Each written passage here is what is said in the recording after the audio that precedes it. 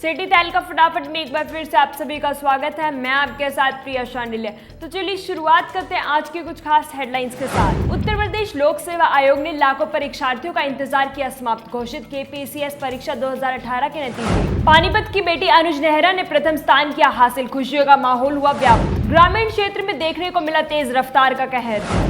Israna block के गांव मांडी में 23 वर्षीय युवक की बुलेट की टक्कर लगने से हुई मौके पर ही मौत। परिवार में छाया मातम का माहौल, गाड़ी चालक मौके से हुआ फरार। पुलिस ने मामले की गहनता से जांच की शुरू। पानीपत में क्राइम की रफ्तार तेजी से बढ़ती हुई, खौफनाक वारदात नहीं ले रही थमने का नाम। पानीपत SP मनीषा चौधरी ने संभाल पहुंचकर घटनास्थलों का किया मुआयना। SP मनीषा चौधरी के साथ दर्जनों पुलिसकर्मी भी रहे मौजूद। पानीपत के सरकारी विभागों में धांधली हुई आम बात। लाइसेंस कार्यालय बना दलालों का अड्डा, SDM ने लगाई फटकार। SDM ने PWD टीम को पत्र लिखकर कार्यालय में जल्द CCTV कैमरे लगवाने की करी मांग। वैश्विक महामारी का कहर, दिन प्रतिदिन बढ़ती कोरोना रोगियों की संख्या। जिले में कोरोना से मौत का ग्राफ भी तेजी से बढ़ता हुआ, अब तक 65 लोग गंवा चुके हैं कोरोना से जान। सामूहिक स्थानों पर आमजन को रखना चाहिए सामाजिक दूरी का ध्यान। आइए अब देखते हैं खबरें विस्तार से।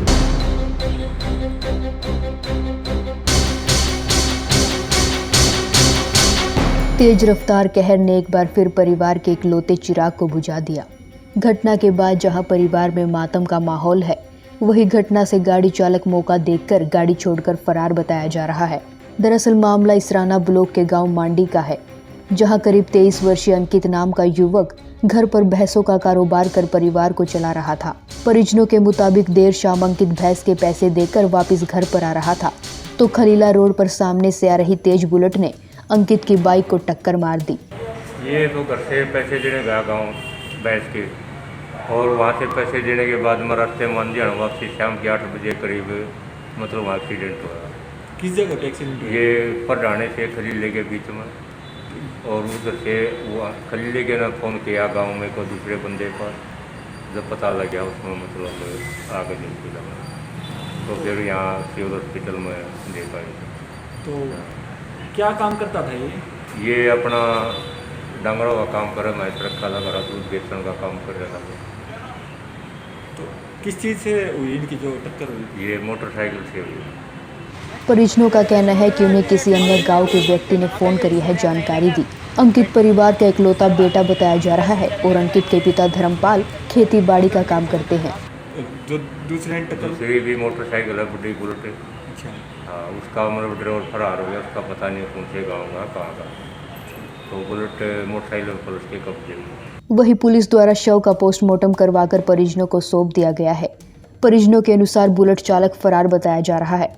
बहरहाल पुलिस मामले की गहनता से जांच कर रही है। अब शहरी क्षेत्रों के साथ साथ ग्रामीण क्षेत्रों में भी तेज रफ्तार का कहर बढ़ने लगा है, जहां ग्रामीण क्षेत्रों से भी आए दिन कोई न कोई तेज रफ्तार का शिकार हो रहा है। ब्यूरो रिपोर्ट, सिटी तहलका। वैश्विक महामारी जिस तरह से कहर बरपा रही है, दिन प्रतिदिन कोरोना रोगियों की संख्या तेजी से बढ़ती जा रही है और इसी प्रकार से मौत का ग्राफ भी तेजी से आगे बढ़ रहा है। पानीपत जिले में पिछले कुछ दिनों से लगातार कभी 100 तो कभी 200 से अधिक मामले सामने आ रहे हैं, जिससे साफ तौर पर देखा जा सकता है कि किस तरह से जिले में महामारी विकराल रूप धारण करती जा रही है। बीते दिन एक साथ 3 बुजुर्गों ने कोरोना से जान गंवाई, जिसमें बिशन स्वरूप कॉलोनी वासी 65 वर्षीय, सुभाष मार्केट वासी 70 वर्षीय वृद्धा और ज्योति नगर के 62 वर्षीय बुजुर्ग शामिल रहे। तीनों का निजी अस्पतालों में इलाज चल रहा था, जिसके बाद जन सेवा दल के सदस्यों द्वारा मृतकों का अंतिम संस्कार संपन्न कराया गया। जिले में अब तक 65 लोग कोरोना से जंग हार चुके हैं। कोरोना से जिंदगी की जंग हारने वाले कुल केसेस में 70% की उम्र 50 वर्ष से अधिक है, जो शुगर, TB, हृदय रोग या किसी अन्य बीमारी से ग्रस्त थे। तो वही एक साथ फिर 129 नए संक्रमित मामले सामने आए हैं। बाजार, सड़कों, अस्पतालों व बैंकों में जिस तरह से लोगों की भीड़ उमड़ती है, लोगों को सामाजिक दूरी बनाकर रखनी चाहिए ताकि महामारी फैलने का खतरा ना बढ़े। ब्यूरो रिपोर्ट, सिटी तहलका।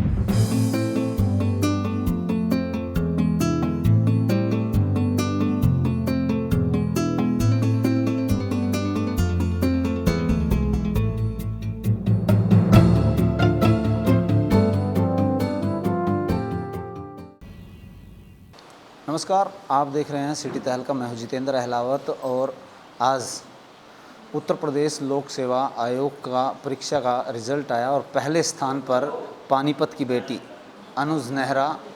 रिजल्ट आते ही किस तरह का घर में माहौल वो आप तस्वीरों में देख पा रहे हैं। दूसरी तरफ खुद हमारे साथ जो है अनुज नेहरा हमारे साथ हैं, उनसे जानने का प्रयास करेंगे किस तरह से उन्होंने मेहनत की और कैसे इस मुकाम को हासिल किया। अनुज नेहरा जी, सिटी तहलका में आपका स्वागत। Thank you so much. किस तरह से आपने इसको अपने आप को प्रिपेयर किया और आज ये मुकाम हासिल हुआ, रिज़ल्ट आया, किस तरह महसूस कर रहे हैं? मैं ग्रेजुएशन के बाद से यूपीएससी की प्रिपरेशन कर रही थी, तो उसके लिए मेरे को साइंस बैकग्राउंड से ह्यूमैनिटीज़ में स्विच करके और लिबरल आर्ट्स पढ़ना थोड़ा सा इनिशियली टफ़ था, बट उसमें थोड़ा हो गया था, धीरे धीरे चीज़ों को समझ आने लगी, तो इसलिए मुझे थोड़ा टाइम लगा इन चीज़ों को ग्रैब करने में। बट यूपीपीसीएस में ये मेरा पहला अटैम्प्ट था और सिलेबस ऑलमोस्ट सिमिलर ही था। जो यूपीएससी में सिलेबस था वही यूपीपीसीएस में सिलेबस था, तो कुछ एक्स्ट्रा एफर्ट्स नहीं डालने पड़े, वहीं की नॉलेज मेरी यहाँ पे यूज़ हो गई थी। तो ये पहला ही एग्ज़ाम दिया था? हाँ जी, यूपी का मेरा पहला अटैम्प्ट था। तो इसमें आपने सोचा था कि इस तरह का रिज़ल्ट सामने आएगा? रिज़ल्ट कुछ अच्छा आने की एक्सपेक्टेशन ज़रूर थी। इंटरव्यू कॉल जब आया तो लगा था कि मेंस के मार्क्स अच्छे हैं, बट रैंक 1 लाना तो डेफिनेटली नहीं सोचा था। कुछ अच्छा सोचा था, टॉप 50 में, टॉप 100 में आ जाए, डिप्टी कलेक्टर की रैंक आ जाए, बस उतनी मेरी एक्सपेक्टेशन थी। बट रिज़ल्ट आने के 15 मिनट पहले भी मैं रो रही थी कि मेरा नाम आएगा नहीं आएगा, क्या होगा क्या नहीं होगा।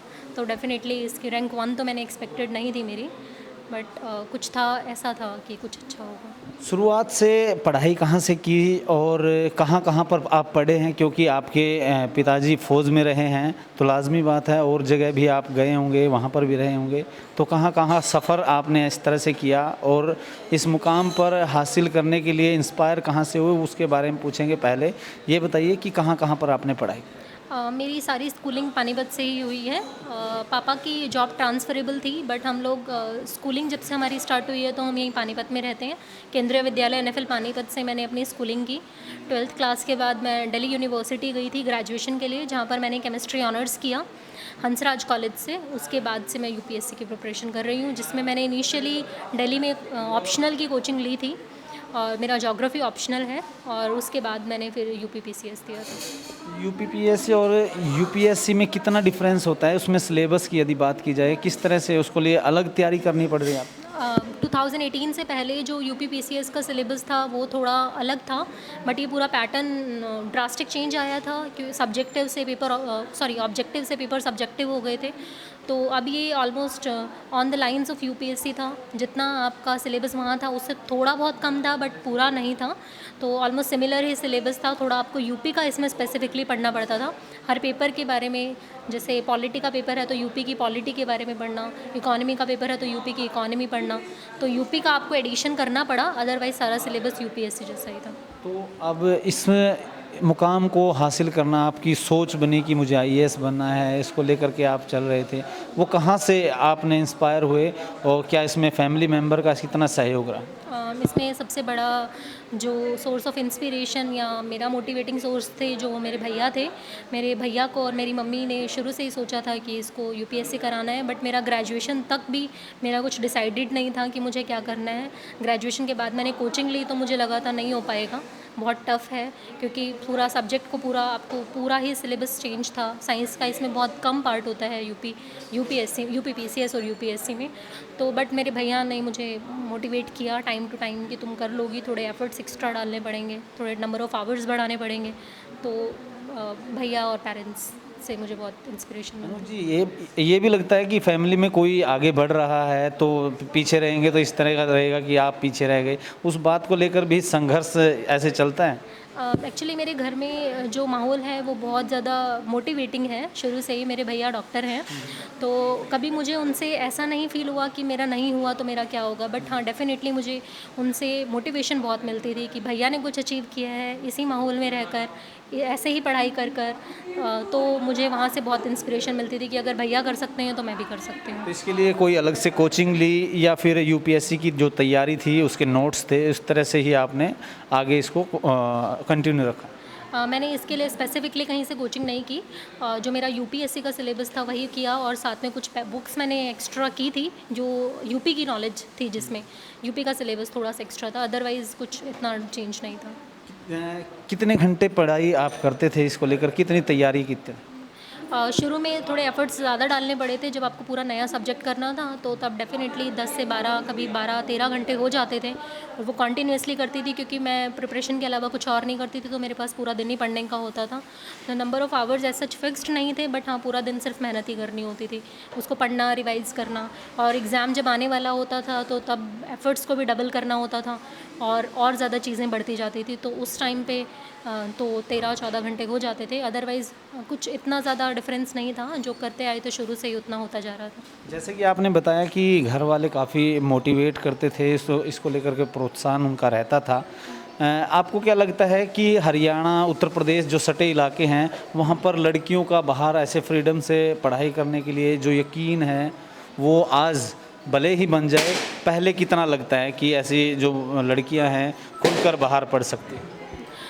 मुझे लगता है कि आपकी इन सब चीज़ों में सबसे ज़्यादा सोच जो है वो पेरेंट्स की अगर पॉजिटिव हो, अगर वो चाहते हैं उनके बच्चे कुछ करें, तो डेफ़िनेटली उस घर से बहुत लड़कियों को मैंने ऐसे मेहनत करते हुए देखा है। बस उसमें सबसे ज़्यादा सपोर्ट पेरेंट्स का होता है कि वो एक लड़की पे विश्वास रखें, और साथ में ये बिलीव करें कि लड़की और लड़के में कोई डिफरेंस नहीं होता है। क्योंकि मेरे भैया बहुत पहले से ही मतलब जॉब कर रहे हैं, जॉब एज एन उनकी मास्टर्स भी कंप्लीट हो गई थी, और मैं अभी तक प्रिपरेशन के फेज़ में थी, बट मेरे को मेरे घर में कभी इस चीज़ के लिए नहीं बोला गया कि तुम तैयारी कर रही हो या तुम्हारी छुड़वा देते हैं, टाइम बहुत लग रहा है। तो सबसे बड़ी इंस्पिरेशन फैमिली से आनी चाहिए। अगर आपको फैमिली आपकी बहुत सपोर्टिव हो तो आपका टास्क बहुत ईजी हो जाता है, क्योंकि फेलियर्स के बाद उसको एक्सेप्टेंस जो फैमिली से आती है वो आपको और ज़्यादा मोटिवेट करती है। एग्जामिनेशंस जो हैं वो इससे पहले कितने यूपीएससी के कौन से आपने दिए हैं और कौन से क्लियर किए हैं इससे पहले? यूपीएससी मैं 2015 से कर रही थी, तो मेरा 17 वाला मेंस हुआ था। उसके बाद मैंने यूपीएससी छोड़ दिया था थोड़े टाइम के लिए कि मुझे कोई स्टेट पीसीएस में कोई जॉब सिक्योर करनी है, और उसके बाद ही मैं आगे मेहनत करूँगी।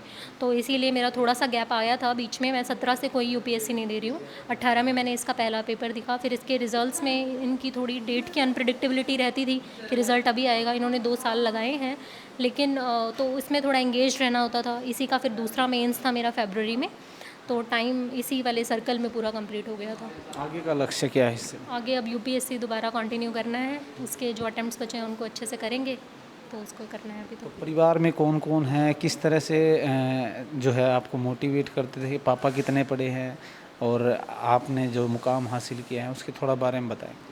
मेरे मम्मी पापा इतने एडुकेटेड नहीं हैं। पापा की बहुत छोटी एज में ही वो आर्मी में हो गए थे, और मम्मी का थोड़ा फैमिली की प्रॉब्लम्स की वजह से वो अपनी पढ़ाई को पूरा कंप्लीट नहीं कर पाए थे।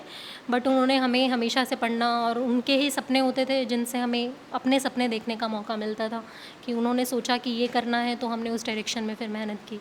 तो अल्टीमेटली सपोर्ट तो बहुत बड़ा रहता है फैमिली का। और मेरे भैया पीजीआई रोहतक में एमएस सर्जरी कर चुके हैं वो, तो हम 2 ही भाई बहन हैं घर में।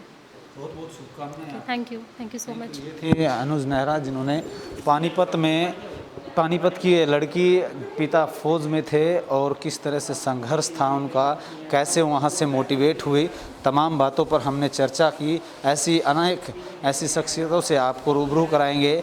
आज पानीपत की बेटी ने देश में अपना नाम रोशन किया है, तो इसको लेकर जो है और लोगों को भी उन्होंने इंस्पिरेशन की बातें बताई। ऐसी तमाम बातों के लिए जुड़े रहे सिटी तहलका के साथ।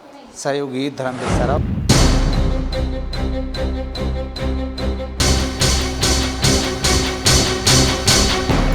पानीपत में क्राइम की रफ्तार तेज हो चुकी है। आए दिन हत्या, चोरी, लूटपाट जैसी वारदातें थमने का नाम नहीं ले रही है। ऐसा लगता है मानो बदमाशों में पुलिस प्रशासन का कोई खौफ ही न रहा हो। संभालका ब्लॉक से पिछले कुछ दिनों से लगातार सनसनीखेज वारदातें सामने आ रही हैं, जिसके चलते आज पानीपत एसपी मनीषा चौधरी ने तीनों घटना स्थलों का मुआयना किया और दर्जनों पुलिसकर्मी भी उनके साथ मौजूद रहे। एसपी मनीषा चौधरी ने जानकारी देते हुए बताया कि तीनों मामलों में एक जीआरपी और 2 केस संभालका थाना में दर्ज कर लिया गया है, जिसकी समीक्षा के लिए आज वह संभालका पहुंची।